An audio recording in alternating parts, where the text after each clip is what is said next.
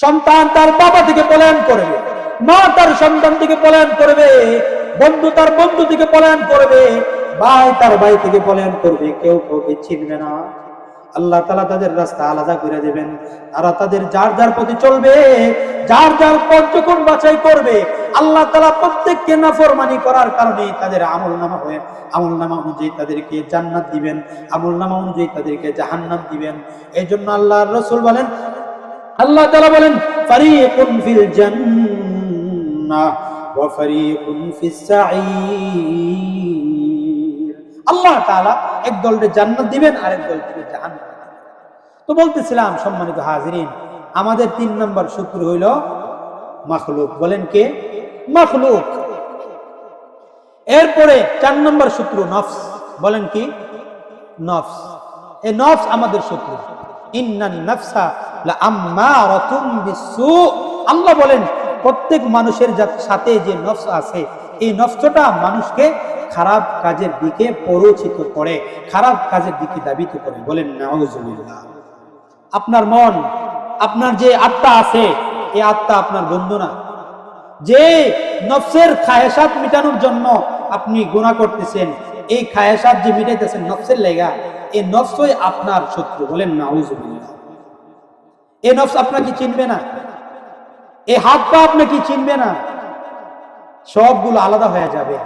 আপনাকে আল্লাহ তাআলা আলাদা একটা বডি দান করবে, যে বডিটা হবে বিশাল দানবের মতো। আপনার হাত আপনার বিরুদ্ধে সেদিন সাক্ষী দিবে। যে নফসের জন্য স্বাদ আস্বাদন করার জন্য আপনি হারাম খাইছেন, ওই নফস আপনার বিরুদ্ধে সাক্ষী দিবে, আপনার বিরুদ্ধে আল্লাহর দরবারে বলবে। এই নফস আপনার শত্রু, আপনার বন্ধু না। কেমনে? কারণ নফস যদি ভালো হইতো, এই নফস যদি ভালো হইতো, তাহলে রমজান মাসে সবাই রোজা রাখত। কারণ ওই সময় তো শয়তানরে আল্লাহ তাআলা বান্ধে না। বলেন, আল্লাহ রাসূল তো হাদিসে বলছেন, গুল্লিকাত আবওয়াবু জাহান্নাম ওয়া সুলসিলাতিশ শায়াতিন। রমজান মাস আসলে আল্লাহ তাআলা জাহান্নামের দরজা তালাবদ্ধ করেন আর শয়তানকে জিঞ্জির আবদ্ধ করেন। এর মানে হলো কোনো মানুষের সাথে শয়তান নাই। তাহলে বলেন তো দেখি, রমজান মাসে মানুষ কি গুনাহ করে না? বলেন কম করেনি? করে, অনেকেই করে, অনেক বেশি করে। অনেকে রোজা রাখে না, খারাপ কাজ ছাড়ে না। কেন জানেন? শয়তান তো বাইন্দা লাইছে, শয়তান তো এখন আর প্ররোচনা দিতে পারে না। এর 2টা কারণ কেন রমজান মাসে গুনাহ করেন। 1 নম্বর কারণ হলো নফস। বলেন কি? নফস আপনাকে খারাপ কাজের দিকে ধাবিত করে। নফস বলে, আরে রোজা রাখিস না, আজকের দিনটা অনেক গরম, এই কারণে রোজা রাখতে বাইঙ্গাল। নফস এই কথা বলে। 2 নম্বর কারণ হলো শয়তান যে 11 মাস আপনারে চালাইছে, একটা খারাপ কাজের দিকে চালাইছে, এটা আপনার অভ্যাস হয়ে গেছে। এই অভ্যাসটা আপনি ছাড়তে পারেন না। রমজান মাস আসলেও আপনি এই খারাপ কাজটা ছাড়তে পারেন না। দেখবেন যারা পান খায়, তাদেরকে যদি বলেন, এই মেয়ে পানটা খাওয়া ছাইরা দেব, কালকা থেকে মনে ছেড়ে দিব নাকি? বলেন ছাড়তে পারে? আরে উনি ক্যান্সারের রোগী। আমি বলতেছি, আরে আপনি ক্যান্সারে আক্রান্ত, আপনি এত পান খান কেন? পানটা ছাড়া ভালো লাগে না। দৈনিক 20-30টা পানই লাগে। যারা সিগারেট খায়, তাদেরকে যদি বলেন সিগারেট নেশাটা ছাইরা দাও, তারাও পারবে না। তারা পারে না।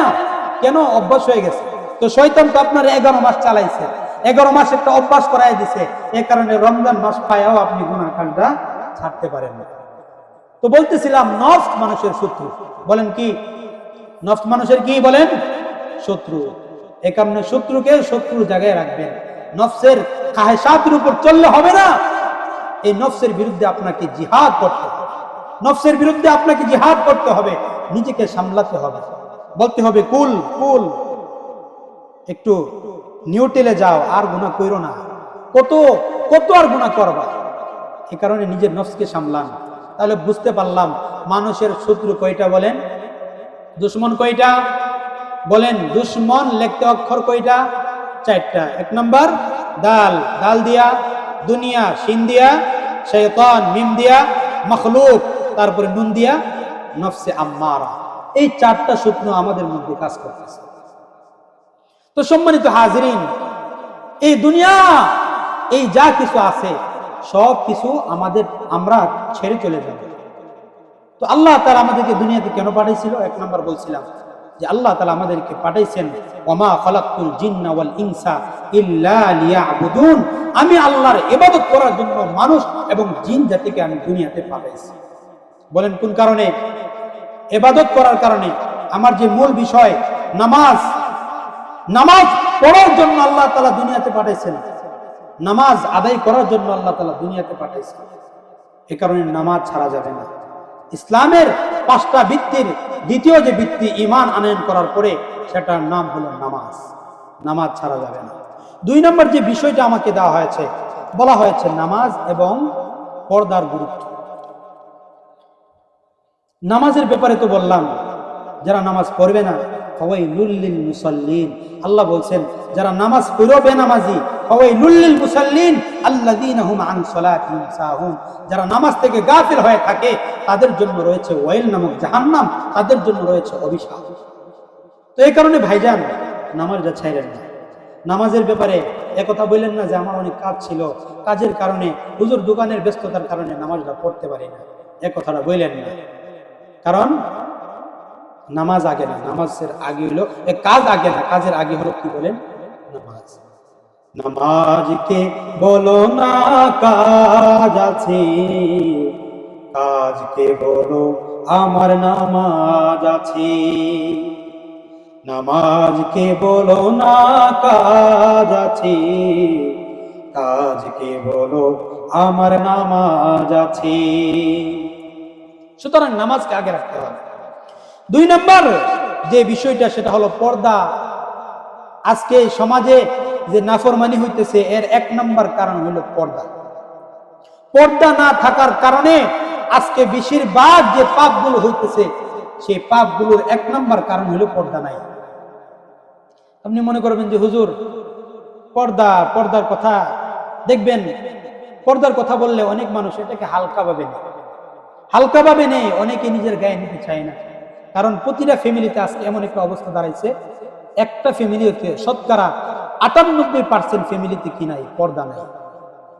আপনি মনে করতেছেন এটা সহজ, এটা একটা সাধারণ বিষয় না। নামাজ যেরকম ফরজ ইবাদত, তেমনি ভাবে পর্দা করাও একটা ফরজ ইবাদত। আল্লাহ তাআলা স্বয়ং কোরআনে বলতেছেন, সূরা নূরের মধ্যে আল্লাহ তাআলা বলতেছেন, قل للمؤمنين يغضوا من أبصارهم ويحفظوا فروجهم ذلك أزكى لهم إن الله خبير بما يصنعون। আল্লাহ বলেন, নবী আমার আপনি আপনার উম্মতদেরকে জানায় দেন, মুমিনদেরকে জানায় দেন, ইয়াগুদ্দু মিন আবসারিহিম, যাতে করে তারা পর্দা করে নিজের চোখকে অবনত রাখে, ওয়াহফাজু ফুরুজাহুম, যাতে করে তারা তাদের লজ্জাস্থানকে হেফাজত করে। ইন্নাল্লাহা খাবীরুম বিমা ইয়াসনাউন, আল্লাহ বলেন কারণ আমি আল্লাহ বান্দা যা করে সব কাজ আমি আল্লাহ সব জানি, সব দেখি, সব কিছুর খবর আমি আল্লাহর কাছে আছে। এটা হইলো মুমিনদেরকে বলছেন, পুরুষদেরকে। মহিলাদেরকে আল্লাহ কি বলছেন? পরের আয়াতে আল্লাহ বলেন, ওয়াকুল্লিল মুমিনাতি ইয়াগদুদনা মিন আবসারিহিন্না ওয়া ইয়াহফাজনা ফুরুজাহুন্না ওয়া লা ইউবদিনা যিনাতাহুন্না ইল্লা মা যাহারা মিনহা ওয়াল ইয়াদরিবনা বিখুমুরিহিন্না আলা জুয়ুবিহিন্না।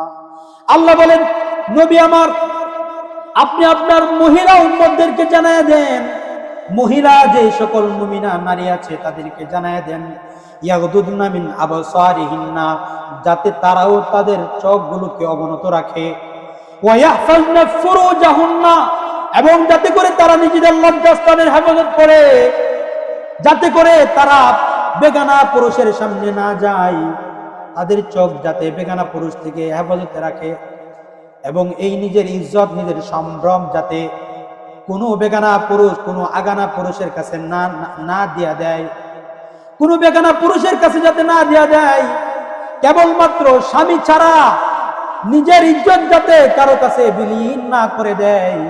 আল্লাহ বলতেছেন, ইয়াহফাজনা ফুরুজাহুন্না, আপনি আপনার মহিলা মুমিনা নারীদেরকে জানায়া দেন, যাতে করে তারা নিজেদের লজ্জাস্থানের হেফাজত করে। ওয়ালা ইউবদিনা যিনাতাহুন্না ইল্লা মা যাহারা মিনহা, এবং তারা যাতে নিজেদের সৌন্দর্য কোন বেগানা পুরুষের কাছে প্রকাশ না করে। লা ইউবদিনা যিনাতাহুন্না, তারা যাতে নিজেদের সৌন্দর্য কারো কাছে প্রদর্শন না করে। বলেন কি প্রদর্শন না করে? তাদের সৌন্দর্য, তাদের রূপ, তাদের চেহারা, তাদের পরিচর্যা, এগুলো যাতে বেগানা পুরুষের কাছে প্রদর্শন না করে। আজকে আমাদের যে পাপ, সেটা হচ্ছে এই বেপর্দা থাকার কারণে। এই পাপটা শুরু হয় চোখ দিয়া, প্রথমে চোখ দিয়া শুরু হয়। আল্লাহ নবী বলছেন, ইন্নাল্লাহ তাআলা কাতাবা আলা ইবনি আদম আযযাহু মিনাজ জিনা আদরাকা যালিকা লা মুহালা। নবী বলেন আল্লাহ তাআলা বনু আদমের জন্য জিনার একটা অংশ অবধারিত করে দিয়েছেন, আবশ্যক করে দিয়েছেন। সবাই এই জিনার সম্মুখীন হবে, আলেমও সম্মুখীন হবে, গায়রে আলেমও সম্মুখীন হবে, হাফেজে কোরআনও সম্মুখীন হবে। দুনিয়ার যত ভালো লোক আছে সেই জিনার সম্মুখীন হবে, দুনিয়ার যত খারাপ লোক আছে তারাও সেই জিনার সম্মুখীন হবে। সেই জিনা কি? আল্লাহর নবী বলেন, ফাজিনাল আইনি আন নাজার, চোখের জিনা হলো দৃষ্টি দেওয়া। এই জিনা থেকে কেউ মুক্তি নাই। আলেম রাস্তা দিয়ে চলতেছে, তার সামনেও বেগানা নারী পড়ে, তখন কি করতে হবে? আল্লাহ নবী বলছেন, আলী রাদিয়াল্লাহু তাআলা কে বলছেন, ইয়া আলী লা তুতবি'আন নাজরাতান নাজরাতা ফাইন্না লাকাল উলা ওয়া লাইসাত লাকাল আখিরা। হে আলী, তোমার যদি কোনো বেগানা নারীর দিকে দৃষ্টি পড়ে যায়, তাহলে সাথে সাথে চোখটা ফিরে আনবা, কারণ তোমার লেগে প্রথমটা বৈধ আর দ্বিতীয়টা অবৈধ। প্রথমবার যে নজর পড়ে গেছে ভুলে, তখন সাথে সাথে ফিরে ফেলবা, দ্বিতীয়বার আর তাকাইতে পারবা না।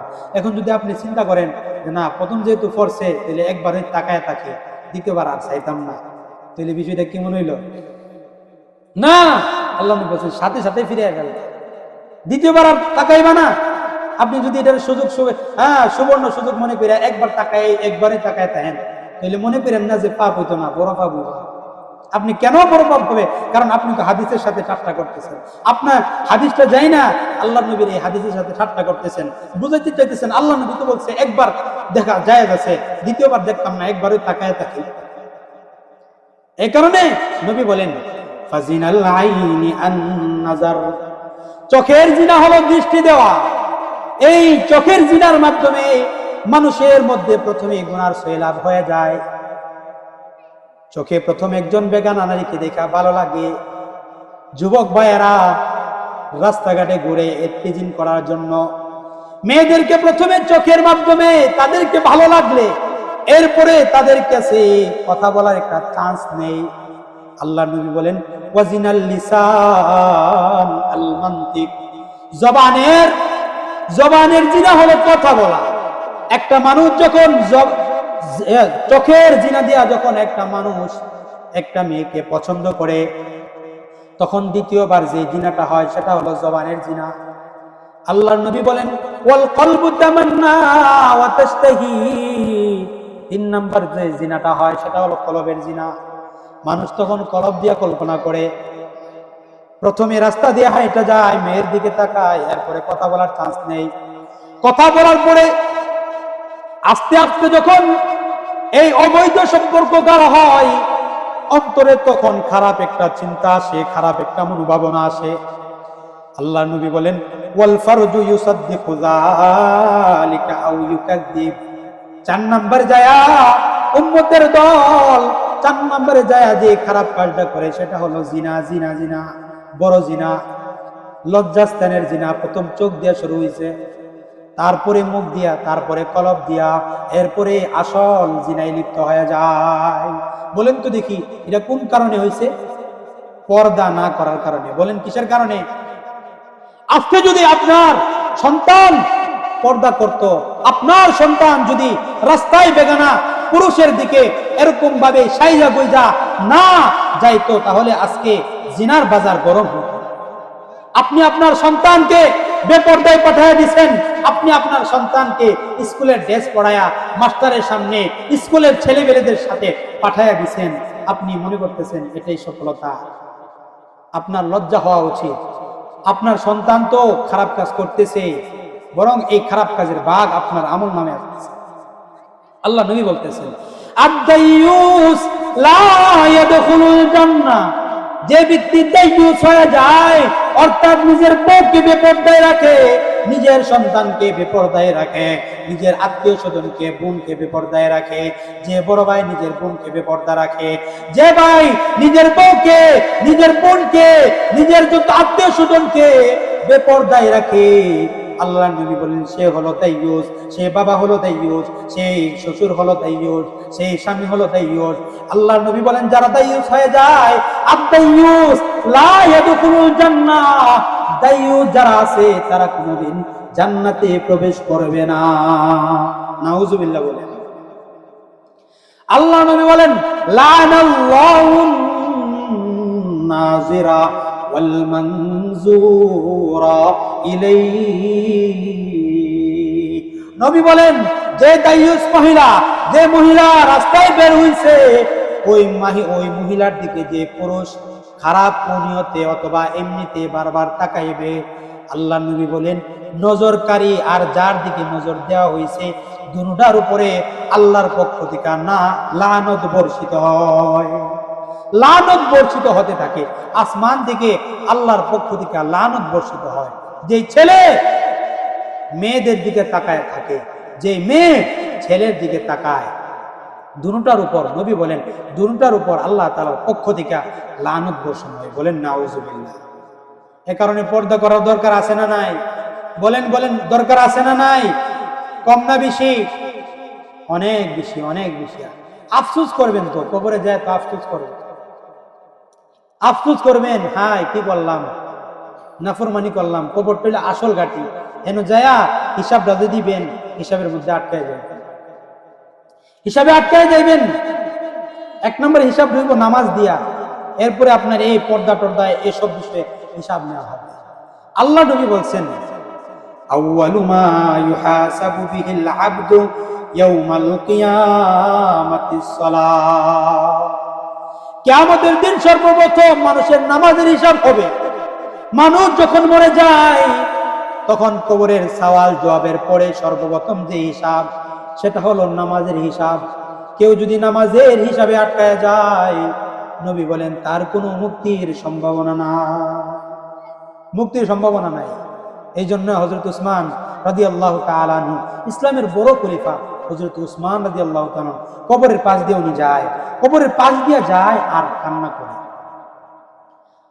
হযরত উসমান যখন কবরের পাশ দিয়ে যায়, কানা উসমান ইযা মাররা আলা কবরিন বাকা, উসমান যখন কবরের পাশ দিয়ে যায় কান্না শুরু করে দেন। কান্না করার পরে উসমানকে অন্যান্য লোকেরা জিজ্ঞাসা করে, উসমান তাযকুরুল জান্নাতা ওয়ান নার ফালা তাবকি, উসমান তুমি তো জান্নাত জাহান্নামের কথা স্মরণ করো, তখন তো তুমি এত কান্না করো না, কিন্তু কবর দেখলে তুমি কেন কান্না করো? বুঝলাম না ব্যাপারটা। জাহান্নামের কথা যখন স্মরণ করা হয় তখন তো এত কান্না করো না, কিন্তু কবরের পাশ দিয়ে যখন যাও তখন হাত্তা ইয়াবুল্লা লিহিয়া, তোমার গাল দুইটা কান্নায় ভিজে যায়। কারণ কি? উসমান রাদিয়াল্লাহু তাআলা তখন একটা জবাব দিবেন, হে আমার সাথীরা শুনো, ইন্নাল কবর আউয়ালু মানজিলিন মিন মানাজিলিল আখিরাহ, হে আমার সাথীরা শুনো, কবর হলো আখিরাতের প্রথম ঘাঁটি। ফা ইন্না জা মিনহু ফামা বা'দাহু আইসার মিনহু, কেউ যদি এই কবরের মধ্যে মুক্তি পাওয়া যায় তাহলে আল্লাহ তাআলা বাকি ঘাটিগুলো তার জন্য সহজ করে দেন। আর কেউ যদি এই কবরের মধ্যে মুক্তি না পায়, আল্লাহ তাআলা তার জন্য বাকি ঘাটিগুলো কঠিন বানায়া দেয়।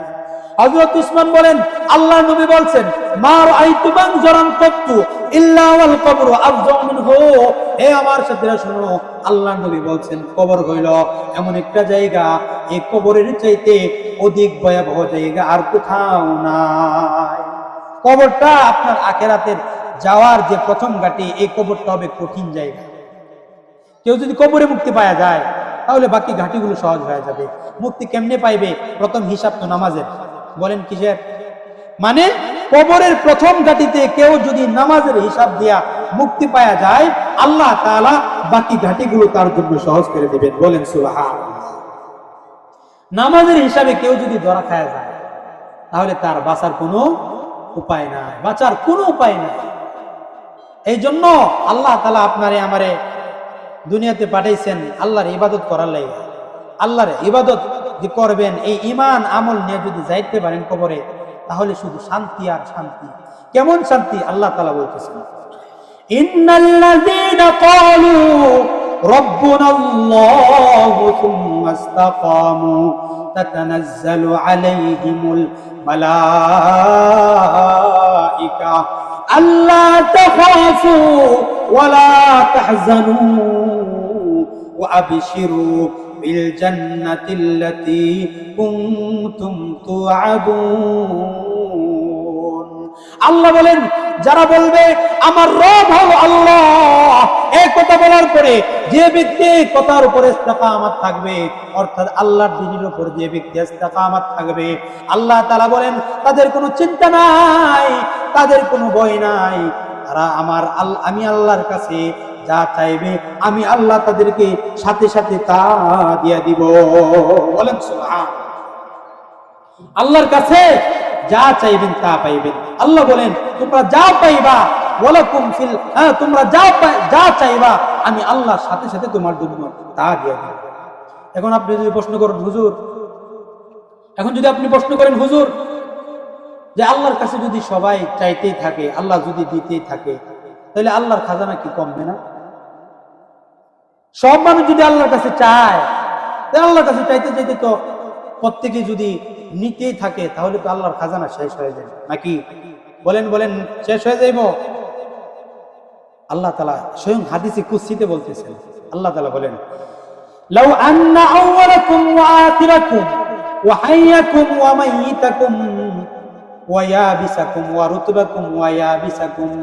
আল্লাহ তাআলা বলেন, বান্দারে, তোমাদের মৃত, তোমাদের জীবিত, তোমাদের চিকন, তোমাদের বুড়া, তোমাদের মোটা, তোমাদের চিকন, তোমাদের জোয়ান, তোমাদের বৃদ্ধ, সবাই যদি একটা মাঠের মধ্যে দাঁড়ায় যায়, ফাসাআলা কুল্লু ইনসানিন মিনকুম মা বালাগাত মানিয়াতুহু, আর প্রত্যেকে যদি আমি আল্লাহর কাছে তার চাহিদা অনুযায়ী চাইতে থাকে ওয়া আতাইতু কুল্লা সাইলিন মিনকুম মা সাআলা, আর আমি আল্লাহ যদি প্রত্যেককে দিতে থাকি মা নাকাসা যালিকা মিন মুলকি ইল্লা কামা লাউ আন্না আহাদাকুম মাররা বিল বাহর ফাগামাসা ফি ইবরাতান সুম্মা রাফাআহা ইলাইহি যালিক।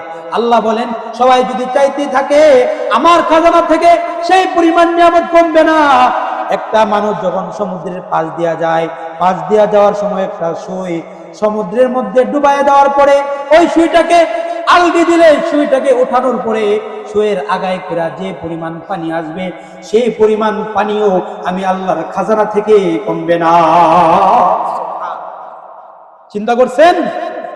আল্লাহর খাজানা একটু বিশাল। সব মানুষ, কোটি কোটি মানুষ যারা জান্নাতে যাবে, সবাই যদি আল্লাহর কাছে চায় আর আল্লাহ যদি দিতেই থাকে, আল্লাহর খাজানা থেকে এক ফোঁটা পানি পরিমাণ নিয়ামত কমবে। সুবহানাল্লাহ।